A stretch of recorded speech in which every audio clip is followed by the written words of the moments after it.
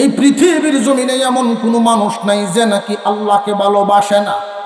সবাই ভালোবাসে। কেন বাসে? ভালোবাসা পাওয়ার আশায়। কিন্তু সবাই আল্লাহর ভালোবাসা পাবে না।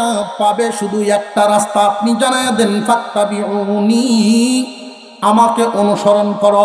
যেই মানুষগুলো আপনাকে অনুসরণ করতে পারবে, আপনার মতো চলাফেরা, আপনার মতো লেনদেন, আপনাকে অনুসরণ করে জীবনযাপন করতে পারবে, আপনি সুসংবাদ জানায় দেন, আমি আল্লাহ এদেরকে পুরস্কার দিব দুইটা। এক নাম্বার পুরস্কার, ইউহিব্বুকুমুল্লাহ। এক নাম্বার পুরস্কার, আল্লাহ এদেরকে ভালোবাসবে। যারা আল্লাহর নবীকে অনুসরণ করবে তারা আল্লাহর ভালোবাসা পাবে। আর যারা আল্লাহর ভালোবাসা পান, আল্লাহ পাক রব্বুল আলামিন বলে, দোস্ত এই সংবাদটাও জানায় দেন, আমার ভালোবাসা যারা পাবে, আমার ভালোবাসার মানুষ যারা হবে, তাদের আমল নামায় গুনাহ থাকুক, এটা আমার ভালো লাগে না। আমার ভালোবাসা পাইছে অথচ তার আমল নামায় গুনাহ থাকবে, আমি আল্লাহর কাছে এটা ভাল লাগে না। এই জন্য দ্বিতীয় সংবাদটা শোনায় দেন, ওয়ায়াগফির লাকুম যুনুবাকুম, এদের জিন্দেগীর সমস্ত গুনাহ আমি আল্লাহ মাফ করে দিলাম। নিজের মর্জি মাফিক চললে না নবীজির তরিকায়, আল্লাহর রাসূলের সুন্নাত থাকে এক জায়গায়, আর আমরা উম্মত থাকি আর এক জায়গায়। হুজুর সাল্লাল্লাহু আলাইহি সাল্লাম হিজরত করে মদিনায় গেলেন। ওইখানে একজন ইহুদি, খুব প্রভাবশালী লোক, নবীজিকে খুব ডিনাই করে, কথা শুনতে চায় না, হুজুর সাল্লাল্লাহু আলাইহি সাল্লামকে অপছন্দ করে, সমালোচনা করে। লোকটার পয়সাও আছে, শিক্ষা দীক্ষাও আছে, সম্মানও আছে, কিন্তু তার একটা জিনিস নাই, বউর সাথে মিল নেই। এমন মানুষ আছে না? নাই? যে সারা দেশে মাতবরি করতে পারে, কিন্তু বড় আইলে জিরো, সব শেষ। তার সমস্যা একটাই, সকালে একবার ঝগড়া হইব, নইলে রাত্রে হইলেও একবার ঝগড়া হইব। তো কয়েকবার সিদ্ধান্ত নিছে যে এই বউ লইয়া জীবন পার করুন যেত না। হঠাৎ এমন একদিন এমন লাগছে, সিদ্ধান্ত নিছে আজকে আর নিস্তার নাই, বউ সাইডে যায়। তো মানুষের মধ্যে দেখবেন কিছু খাসলত আছে, রাগ উঠলে কয়েক সুরত ধরে মানুষ, একটা সুরত হইলে গর্ত বেরিয়ে যায়, বোঝা যায় বাড়িঘর বউয়ের, বাড়িঘর থইয়া যায়। আরেকটা সুরত হইল বুঝে উঠলে এমন হুতা দিব একটা, এক ঘুমে 2 দিন কেতার সাথে সম্পর্ক বাড়ায়। আবার কেউ কেউ এমন আছেন, বুঝে উঠলে ঠেঙ্গা লইয়া জিনিসপত্র ভাঙ্গিয়া বিনাশ করে এলা। এইটা কি করলো? বোঝা যায় যে পৃথিবী কিয়ামত ঘটায় দিতেছে সে।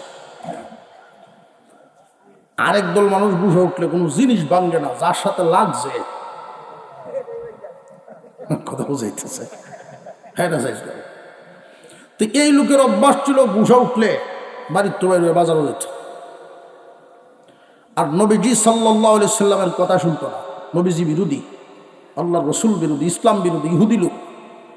তা নবীজির সামনে গেলেই কানে আঙ্গুল দিত, নবীজির কোনো কথা যাতে ওর কানে না ঢোকে। হুজুর আকরাম সাল্লাল্লাহু আলাইহি সাল্লাম সাহাবীদেরকে নিয়ে কথা বলতেছেন তখন, আর এই টাইমে রাগে ফুটফুট করে যায় বাজারে, নবীজির সামনে দিয়ে যায়। যেই আল্লাহ রসুলের সামনে পর্যন্ত আসছে, তার ফায়ের তলাতে কাঁটা ঢুকছে। কাঁটা ঢুকছে, 2 কানো 2 আঙ্গুল রাখতে পারবো না, একটা কুলন লাগবো, তো ফাওয়ার তালা ঢুকছে, মুসিবত হইছে না?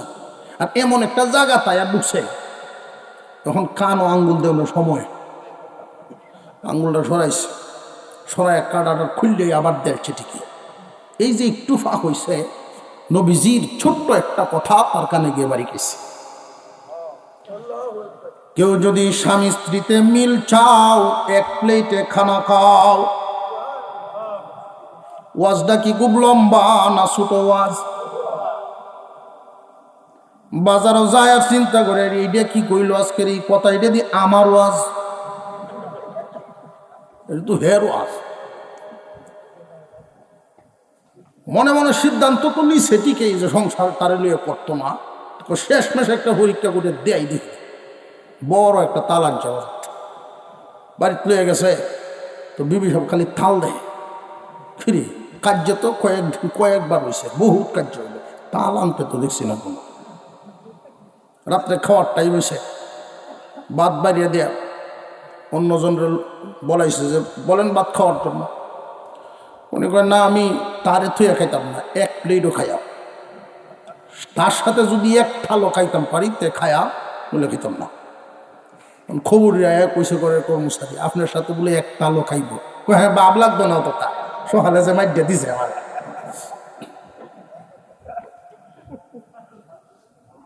আসলেই খাইছে না, সত্যিই খাইছে না। তো সকালে অন্যরা বুঝাইতেছে দেখো তোমার কি পরিমাণ মোহব্বত করে, রাত্রেও না খায়া রয়েছে, খায়া রোগ জোরে জব্বরে দুজনের এক তালো পাইছে। জীবনের হইলা লঙ্কা ধরার বা হয় না,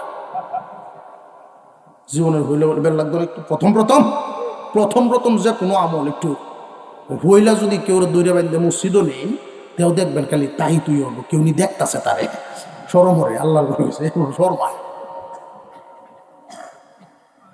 বিবিরে সালাম দেওয়ার মধ্যে সব আছে না নাই? এই অভ্যাস আমরা নাই। এটা বুড়া হয়ে উঠছে আমার এক মুসল্লি, বুড়া হয়ে উঠছে, জিন্দিগি পার হয়ে যাচ্ছে, জুমার বয়ানে এই আলোচনা শুনিয়া বউটা সালাম দিছে, জুম্মা তো গাই এমনি বুড়ি খাওয়া বেতুমির জন্য কমায় করবে জীবনের হইলা আওলা লাগবে নাই। শুধু মোহব্বত বারে আর বারে, পদ্ধতিটা কার? আল্লাহর রসুলের তরিকা। নবীজি বলছেন কেউ যদি স্বামী স্ত্রীতে মিল চাও এক প্লেটে খানা খাও। কেউ যদি মোহব্বত করে এক লুকমা খানা বিবির মুখে উঠায় দেন, এই পরিমাণ স্বর্ণ সৎকা করার সব পাওয়া যায়। জীবনে দিছিলেন কেউ মুহ তুলিয়া দিছেন না বলে বিয়ার দিন দুধ বাদ দিয়ে দেওয়া হয় দাদিরা দে দে দে মুহূর্তে দুইজনে এত দূরে দেওয়াইছেন। মুরব্বীরাই লজ্জাটা যে বাঙ্গাইছেন এর অর্থ হলে জীবন ভরা দিও, ইয়ার ভরে তো আর দেয় না, দেয়। এই জন্য বললাম সুন্নতটা খাই এক জায়গায় আর আমরা উম্মতটা কি আর এক জায়গায়। কারেন্টের লাইন এক জায়গায়, লাইট যদি আর এক জায়গায় বেঁধে রাখেন কখনো জ্বলবে না, দুইটা একসাথে হইলেই আলো জ্বলে যাবে। আর যখন আলো জ্বলবে অন্ধকার অটোমেটিক দূর হবে। এক মাস চলে গেল এই অবস্থা। নবীজির একটা আমল তাদের সংসারে আনার কারণে এখন আর কোনো ঝগড়া নাই। আল্লাহর পয়গম্বর বলছেন কেউ যদি স্বামী স্ত্রীতে মিল চাও এক প্লেটে খানা খাও। 3 মাস পরে বিবি জিজ্ঞাসা করেন স্বামী হে আপনার ঘরে আসলাম বহুদিন হয়ে গেল, কিন্তু যেই দিন থেকে একসাথে আমরা খানা শুরু করলাম এই দিন থেকে আজ পর্যন্ত এত সুখের সংসার করলাম, এত শান্তি পাইলাম আমার অন্তরে, এর আগে তো এই শান্তি অনুভব করি নাই। স্বামী হয়ে এই বুদ্ধি আপনি কোথায় পাইলেন? এই ইহুদি জবাব দেয় যারে অপছন্দ করতাম তার কথাটাই আমল করছি। সেই মুহাম্মাদের একটা কথা আমার কানে ঢুকে গেছে, আমি আমল করেছি, ফল পাওয়া শুরু করলাম। মহিলা এবার বলেন স্বামী হে আমার মনে হয় যার একটা আমল মানার কারণে এত সুখ শান্তি হতে পারে, যদি তার দিন গ্রহণ করে পুরাপুরি নীতি আদর্শ মানিয়ে নিই, না জানি আমরা কত সুখী হব। পুরা পরিবার পরিজন নিয়ে আল্লাহর পয়গম্বরের সামনে হাজির। নবীজি মাফ করে দিন, অনেক কিছু করেছে আপনার বিরুদ্ধে, আর করব না, আমি তওবা করলাম, আপনার হাত ধরে কালিমা পড়ে ঈমান আনলাম, আপনার তরিকা নিয়ে জীবন যাপন করব। কালিমা পড়ে মুসলমান হয়ে গেছে। আল্লাহর নবী দোয়া করে দিলেন এদের জন্য। একটা সুন্নত মানার কারণে আল্লাহ পাক দিনের উপরে উঠায়া দিছে। আর আমরা তো নবীজির উম্মত। আল্লাহ দয়া করে মুসলমানের ঘরে জন্ম দিছেন, অটোমেটিক মুসলমান। সহজে হতে পারছি, সহজে ঈমান আনছি, কিন্তু হাতের কাছে সবকিছু পায়ও আমল করি না। ইচ্ছা করলেই করা যায়। একজন মানুষ যদি খানা খান, ডাইনিং টেবিলে বৈশা খানা খাইলেও খাওয়া হবে, পেট ভরব ঠিকই, কিন্তু সওয়াব হইতো না। দাঁড়ায় দাঁড়ায় যদি কেউ পানি পান করেন, পিপাসা নিবারণ হবে ঠিকই, কিন্তু সওয়াব হবে না। আর যদি নবীজির তরিকায় পানিটা পান করেন, নবীজির তরিকায় যদি খানা খান, তাহলে পিপাসাও নিবারণ হবে, ক্ষুধাও নিবারণ হবে, 100 করে শহীদের সওয়াবও হবে। আপনারা ভাবতে পারেন 100 শহীদের সওয়াব কেমনে হওয়া যাবে? 100 শহীদের সওয়াব তো বিলুপ্তি সুন্নত। আমরা যদি এখানে 500 মানুষ থেকে থাকি, খুব ভালো করে হিসাবটা মিলান। 500-র মধ্যে 250 এমন পাওয়া যাবে নাকি যে দস্তরখান বিছায়া খানা খায়? না কম আরো? বোঝা গেল সুন্নত বিলুপ্তির দিকে যাইতেছে। এই জামানায় যদি এই সুন্নতকে কেউ আঁকড়ে ধরে রাখে, এই জামানায় যদি কেউ সুন্নতকে আঁকড়ে ধরে রাখে, 100 শহীদের সওয়াব তার আমল নেওয়া। মনে থাকবো তো ইনশাল্লাহ?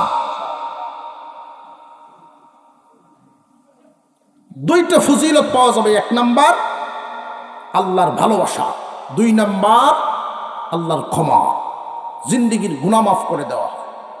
যেই মানুষটা সুন্নতের উপরে চলে আসে, তার রং, চলা ফেরা, কথাবার্তা, আচার আচরণ আল্লাহর কাছে এত ভালো লাগে। আল্লাহ পাক বলেন, ফেরেশতারা রে, তারে আমার ভালো লাগে। আর আমার ভালো লাগে মানুষটার আমল নামায় গুনাহ থাকবে, হয় না, মাফ করে দেয়, মাফ করে দেয়, বুঝছেন? ওই মানুষটার আমল যত ভারী হবে, সুন্নতে যার যত দখল বেশি হবে, সুন্নতের উপরে আমল যত বেশি হবে, আল্লাহর ভালোবাসার মাপকাঠিটাও তার উপরে বাড়বে। আর যখন মানুষটা সুন্নতওয়ালা জীবনযাপন করতে পারে, মানলাহুল মাওলা ফালাহুল কুল, আল্লাহ যার, আল্লাহর সবকিছুই তার। আমরা বিশ্বাস করি যেটা এমনি হয় নাই, একজন বানিয়েছেন, এমনিই চলে না, একজন চালাচ্ছেন। সেই মহান মৌলাই করিম আমাদের জন্য এত সুন্দর ব্যবস্থাপনা করে রাখছেন। আমাদেরকে দুনিয়াতে পাঠান নাই যতক্ষণ না এই দুনিয়া সুন্দর করে আমাদের উপযোগী করছে। আগে এই দুনিয়াটাকে সাজাইছেন আদরের প্রিয় জাতি, মানুষ জাতি যেন এসে কোনো কষ্ট না করে। দুনিয়াটারে সুন্দর করে সাজায়া তারপরে এই মানুষগুলো এখানে আনছে। এই পৃথিবীর জমিনে চলতে ফিরতে আমরা যা কিছু ভোগ করি, মানব জীবনের সবচেয়ে জরুর, মানব জীবনের সবচেয়ে গুরুত্বপূর্ণ যেগুলো, আল্লাহ পাক অত্যন্ত সহজে মানুষকে দান করছে। সূর্যের আলো, বাতাস, পানি, এগুলো ছাড়া মানুষ বাঁচবে না, মানুষ থাকতে পারে না। আল্লাহ এগুলো সহজে মানুষের জন্য ব্যবস্থা করে দিয়েছে। দুনিয়ার জমিনে চলতে ফিরতে, কাজকর্ম করতে লোহা আমাদের কি পরিমাণ প্রয়োজন হয়, লোহার দাম আল্লাহ কমায় দিচ্ছেন। এরকম আর একটা খনিজ সম্পদ আছে স্বর্ণ। স্বর্ণ তেমন একটা প্রয়োজন পড়ে না, শখ মিটানোর জন্য অলংকার আদি বানায় মানুষ, এটার দাম অনেক বেশি। লোহার দাম যদি স্বর্ণের সমান হইতো, তাহলে কুদাল বানাইলে স্বর্ণ দেওয়ার উভয় আছি। আল্লাহ পাক রব্বুল আলামিন বান্দার উপরে কত ইহসান করছেন। এই পৃথিবীতে নির্দিষ্ট সময় পর্যন্ত থাকার পরে দুনিয়া থেকে বিদায় হয়ে যাও। আমরা যারা সৃষ্টিকর্তায় বিশ্বাস করি, পরকাল আছে না নাই? সন্দেহ আছে? আওয়াজে বোঝা যায় সন্দেহ আছে। আল্লাহর সামনে দাঁড়াতে হবে এবং প্রত্যেকের নামে আল্লাহ একটা করে বাড়ি বানাইছেন জান্নাতে, একটা করে বাড়ি বানাইছেন। প্রত্যেকের মনে এই আশা যে আমি যদি আল্লাহকে পাই, সব কিছু যার, তারে যদি পাই, তাহলে আর কোনো চিন্তা নেই। এই আকাঙ্ক্ষা প্রত্যেকের আছে না নাই? আমরা তো এখানে মাহফিলে আসছি, এই পৃথিবীর জমিনে সমস্ত মানুষ যারা ইমানদার, আল্লাহ বিশ্বাস করে, পরকাল বিশ্বাস করে, এই মানুষগুলো প্রত্যেকেই আল্লাহকে পাইতে চায়, আল্লাহর ভালোবাসা চায়। কারণ আল্লাহ যার, আল্লাহ সব কিছুই তার। আপনাদের গাঙ্গাইল বাজারে যাওয়ার জন্য অনেকগুলো রাস্তা দিয়া রওনা দিতে পারে মানুষ, অনেক রাস্তা। কিন্তু যদি বাজারের কর্তৃপক্ষ নিয়ত করে যে আমরা চতুর্দিক দিয়ে ঢুকতে দিব না, যে কোনো গ্রাম থেকে আসুক না কেন, যে রাস্তা দিয়েই আসুক, বাজারে ঢোকার সময় একটা রাস্তা দিয়ে ঢুকান না। এমন ব্যবস্থা যদি করে তাহলে সব রাস্তা দিয়ে বাজারে ঢুকা যাইব, বাজার কর্তৃপক্ষ যেই রাস্তা দিবে সেই রাস্তা দিয়ে যেতে, সেই রাস্তা দিয়ে। মুসলমান ইমানদার ভাইরা আমার, আল্লাহ পাক রব্বুল আলামিন জানায়া দিয়েছেন আপনার আমার পয়গম্বরের মাধ্যমে, এই পৃথিবীর জমিনে যত মানুষ বানাইছেন সমস্ত মানুষকেই আল্লাহর ইবাদতের জন্য বানাইছেন, আর সেই ইবাদতের পদ্ধতি শিক্ষা দেওয়ার জন্য পয়গম্বর পাঠাইছেন। নিজের মর্জি মাফিক যদি কোনো মানুষ ইবাদত করা শুরু করে দেয়, এটা ইবাদত হবে না, নবীর তরিকায় করতে হবে। হুজুর আকরাম সাল্লাল্লাহু আলাইহি ওয়াসাল্লামের কাছে একদল মানুষ এসে বলেন, হুজুর, আমরা চিন্তা ভাবনা করে দেখেছি, আল্লাহ পাইতে গেলে দুনিয়ার অনেক কিছু ছাড়তে হবে। বিবির সাথে সংসার করা আল্লাহর কাজে বাধা। আমরা চিন্তা করে দেখেছি, ব্যবসা করতে গেলে আল্লাহর কাজে বাধা, গৃহস্থী করতে গেলেও আল্লাহর কাজে বাধা। এই জন্য নিয়ত করেছি, বিবি তালাক দিয়ে দিব, ব্যবসা দান করে দিব, গৃহস্থীও দান করে দিও, পাহাড়ের গুহায় গিয়া আল্লাহ হওয়ার চেষ্টা করব। হুজুর আকরাম সাল্লাল্লাহু আলাইহি ওয়াসাল্লাম জিজ্ঞাসা করলেন, তোমরা কি আমার চাইতে বেশি বুজুর্গ নাকি? আমি কি বিয়ে শাদী করি নাই? আমার কি সামাজিকতা নাই? এই পৃথিবীর জমিনে তোমরা এমন ভাবে ভাবতে পারো, আল্লাহ পাওয়ার চেষ্টা করতে পারো এক একজন এক এক ভাবে, কিন্তু সব রাস্তায় চলিয়া আল্লাহ পাইবা না। হুজুর সাল্লাল্লাহু আলাইহি ওয়াসাল্লাম বলেন, তোমরা মনে করতে পারো ব্যবসা বাণিজ্য আল্লাহ হওয়ায় বাধা, ব্যবসা বাণিজ্য করা আল্লাহর কাজে বাধা, এটা তোমরা মনে করতে পারো। গৃহস্থী করাটা আল্লাহর কাজে বাধা, এটা তোমরা মনে করতে পারো। বিবি বাচ্চা নিয়া সংসার করা আল্লাহর কাজে বাধা, এটা তোমরা মনে করতে পারো। কিন্তু আমি মুহাম্মাদের তরিকা, আমার তরিকা হলো, আমি মনে করি বিবি আল্লাহ হওয়ার মাধ্যম, সন্তানাদি আল্লাহ হওয়ার মাধ্যম, ব্যবসা বাণিজ্য আল্লাহ হওয়ার মাধ্যম, গৃহস্থীটাও আল্লাহ হওয়ার মাধ্যম। দুনিয়াদারি করিয়াও আল্লাহ ভাইবা, তবে তোমার মর্জি মাফিক করবা না, আমার মতে করবা। قل إن كنتم تحبون الله فاتبعوني يحببكم الله ويغفر لكم ذنوبكم والله غفور رحيم। হুজুর আকরাম সাল্লাল্লাহু আলাইহি ওয়াসাল্লামকে আল্লাহ পাক রব্বুল আলামিন জানায় দিলেন, দোস্ত, এই পৃথিবীর জমিনে সবাই চায় আল্লাহর ভালোবাসা পাইতো, কারণ সবাই এইটা জানে, যারা আল্লাহ বিশ্বাস করে তারা তো জানে সবকিছুর মালিককে।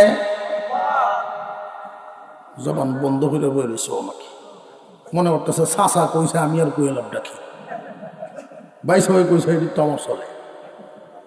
সবকিছুর মালিককে। কোন এক বাদশাহ ঘোষণা দিলেন, আমার মেয়ে উপযুক্ত হয়ে গেছে, মেয়েটাকে বিবাহ দেব। আমার মেয়ে যাকে পছন্দ করবে, যার কাছে মেয়েকে বিবাহ দেব, বাদশাহীও তার হাতেই উঠায়া দেব। তাহলে এই মেয়ে যার, বাদশাহীও। এখন উজিরের হুতো খারইছে লাইন, সেনাপতির হুতো খারইছে লাইন, বহুত কাস্টমার, প্রায় 100 লোকের সিটি জমা হয়েছে। সবাই কি সফল হইব না যে কোনো একজন? বহু রাস্তায় চলা যাবে আল্লাহ পাওয়ার জন্য, অনেক জায়গায় যাওয়া যাবে। কেউ যাইব আটরশি, কেউ যাইব সাতগাঁও, কেউ যাইব সম্ভবন্ত, কেউ যাইব তবলিগ, কেউ যাইব ওয়াজ, কেউ যাইব মাদ্রাসাত, কেউ যাইব হুজুরদের পিছনে, কেউ যাইব বাউ লাগানো। হেনও যায় আল্লাহ হয়তো, কারণ এখনকার বাউ লাগানো সব মাজারও। জানিয়া রাখবেন, প্রচলিত বাউলা গান, বাউলা গান শব্দটা মনে রাখবেন, এই যে বাউলা গান যাত্রার চেয়েও খারাপ।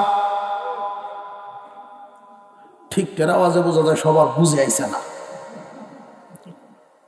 আমি জানায় দিই, বুঝাই দিই আর একটু ভাঙ্গিয়া। যাত্রার চেয়েও বাউলা গান খারাপ বললাম কেন জানেননি? যাত্রা যে খারাপ এতে কোনো সন্দেহ আছে নাকি? যাত্রা যে খারাপ এটা সবাই জানে, যারা যায় তারাও জানে, যারা যায় না তারাও জানে। বরং যাত্রা গানে যাওয়া সামাজিকভাবে সবাই অপছন্দ করে, যারা যায় এদেরকে ভালো চোখে দেখে না। কিন্তু বাউলা গানটা এমন একটা, সমাজের মধ্যে এমন একটা কথা ছড়ানো আছে, বাউলা গান বালা। এই জন্য বাবাও যায়, হুতের ডাকে লয়ে যায়। বালা জিনিস কেউ ছাড়ে কোনোদিন? বালা জিনিস ছাড়ে না। এই জন্য যাত্রার যারা যায় হেদায়েত হওয়ার আশা আছে, যখন বুঝাসবে তওবা করে ফিরে আসবে। কিন্তু বাউলা গানও যারা যায় ছাড়তে বড় দেরি আছে। মুসলমান ইমানদার ভাইরা আমার, আল্লাহ পাওয়ার মাধ্যম রাস্তায় একটাই, ভিন্ন কোনো জায়গায় পাবেন না। যে কোনো জায়গায় যাবেন ঘুরে ফিরে কিন্তু দরজা একটা খোলা। হুজুর আকরাম সাল্লাল্লাহু আলাইহি ওয়াসাল্লাম যেইভাবে খাইতেন আল্লাহর কাছে বড় এই পদ্ধতিটা পছন্দ লাগে। নবীজির ঘুম, এই পদ্ধতি আল্লাহর কাছে বড় পছন্দ লাগে। নবীজির চলাফেরা আল্লাহর কাছে বড় পছন্দ লাগে। আচার আচরণ, কথা বলা, সব কিছু আল্লাহর কাছে বড় ভালো লাগে। এই জন্য অন্যান্য নবী আর আমাদের নবীর মধ্যে বেশ কম আছে। ইব্রাহিম আলাইহিস সালামের একটা টাইটেল ছিল খলিলুল্লাহ, আর আমাদের নবীজির টাইটেল হলো হাবিবুল্লাহ। দুনো অর্থই বন্ধু, দুটা অর্থ কি?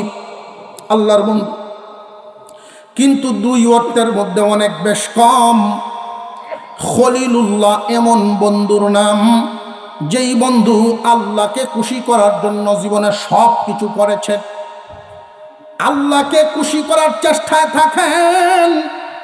আর হাবিবুল্লাহ এমন বন্ধুর নাম যেই বন্ধুকে খুশি করার জন্য আল্লাহ তাকায়া থাকেন। এই জন্য আল্লাহ পাক জানায় দিলেন, দোস্ত দুনিয়াবাসীকে আপনি বলে দিন, ভিন্ন ভিন্ন রাস্তায় চললে আমার ভালোবাসা মিলবে না, ভিন্ন রাস্তায় গেলে আমার ভালোবাসা মিলবে না। ওয়া আন্না হাযা সিরাতী মুস্তাকীমান ফাত্তাবিউহু ওয়া লা তাত্তাবিউস সুবুলা ফাতাফাররাকা বিকুম আন সাবিলি ওয়া লা তাত্তাবিউস সুবুলা ফাতাফাররাকা বিকুম আন সাবিলি। আল্লাহ পাক আরেক আয়াতের মধ্যে জানায়া দিলেন, ভিন্ন ভিন্ন রাস্তায় তোমরা চলবা না, সিরাতে মুস্তাকিম রাস্তা একটাই, পয়গম্বরের তরিকা।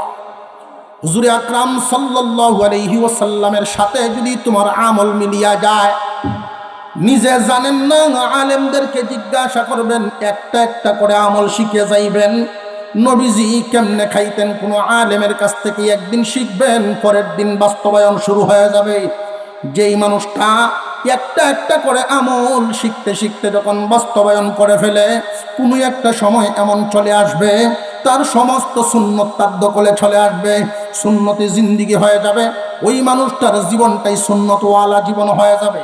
আর যার মধ্যে চাল চলনের মধ্যে সুন্নতের আমল যত বেশি, আল্লাহর ভালোবাসার মানুষও তত বেশি। মুসলমান ইমানদার ভাইরা আমার, নবীজির তরিকা মানিয়া, নবীজির অনুসরণ করিয়া যারা চলতে পারবে, আল্লাহ পাক এদেরকে পুরস্কার দিবেন দুইটা।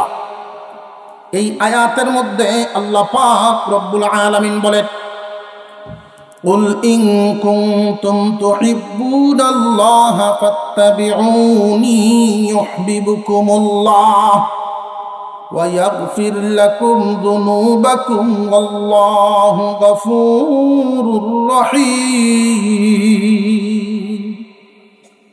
মহান মাওলাই করিম বলে, ও দোস্ত আপনি জানায়া দেন, যে কোনো রাস্তায় গেলে আমাকে পাবে না। আপনি এদেরকে বলেন ফাত্তাবিউনি, আমাকে অনুসরণ করো। কোন একজন বন্ধু আরেকজন বন্ধুর সাথে সাংঘাতিক মোহাব্বত, খুব ভালো মোহাব্বত, এত মিল, এত মোহাব্বত, বাজারে গেলেও একসাথে যায়, আউরো ঘাস কাটাত গেলেও একসাথে যায়। এইভাবে জীবন চলতেছে, জীবন চালায়া দিছে। একজন বন্ধু ধনী আর একজন গরিব। তো ধনী বন্ধুটা হজে যাবেন। এই হজের উদ্দেশ্যে যে 40 দিনের সফর, 45 দিনের সফর, উনি চিল্লাইতেছেন, কানতেছেন, হারে তোমারে তুই যে আমি যাইতেছি হজে, এই 40টা দিন কেমনে খাড়ায়। বড় আফসুস করে একজন আরেকজনরে বিদায় দিল। যিনি হজে গেছেন, জেদ্দায় বিমানবন্দরে গিয়া দেখেন দূরে একজন লোক দেখা যায় বন্ধুর মতো দেখতে। আসলে কি বন্ধু না বন্ধুর মতো দেখতে দেখা যায়? উনি কাছে গেছে, গিয়া দেখেন আসলে বন্ধু না, কিন্তু তার মাথার ছাদটা বন্ধুর মতো, পোশাক আশাক বন্ধুর মতো, মুখের গড়ন গাড়নও সব বন্ধুর মতো, থাকায় রয়েছে তার দিকে। আডে যে এই আডাটাও বন্ধুর মতো। এই লোকটা জিজ্ঞাসা, কি ব্যাপার আপনি এইভাবে অবাক হয়ে আমার দেখতেছে? যে আমার বন্ধু আপনার মতো দেখতে, একটা হুবহু আপনার মতো দেখতে। এই কথায় তারও খুব ভালো লাগছে। এই যে 40 দিন রইল সেখানে, আঙ্গুর কিনলেও বেসায় কিনে দুইজন একসাথে খায়, নাস্তা করলেও একসাথে খায়, মিল হয়েছে। এই মিল দেখ কেন হইল? বন্ধু হওয়ার কারণে না বন্ধুর মতনের কারণে? বন্ধুর মতনের কারণে। হুজুরে আকরাম সাল্লাল্লাহু আলাইহি ওয়াসাল্লাম আল্লাহর প্রিয়, আল্লাহর হাবিব, হাবিবুল্লাহ, আল্লাহর বন্ধু, যার চেহারাটা হাবিবুল্লাহর চেহারার মতো রঙাইবেই আল্লাহ পাকের, ওই মানুষটার চেহারাটা বন্ধুর মতো হওয়ার কারণে আল্লাহর কাছে ভালো লাগবে। যার পোশাক আশাক হাবিবুল্লাহর পোশাক আশাকের মতো, যার খানাফিনা হাবিবুল্লাহর খানাফিনার মতো, যার ঘুম গোসল সব হাবিবুল্লাহর মতো, জাল দেন লেনদেন, পারিবারিক জীবন, সাংসারিক জীবন, রাজনৈতিক জীবন, সমস্ত মানুষের সাথে চলাফেরার অবস্থাটাও এমন। মহান মাওলাই কারীম খুশি হইয়া তার জন্য 2টা ঘোষণা দিছেন, 2টা পুরস্কার।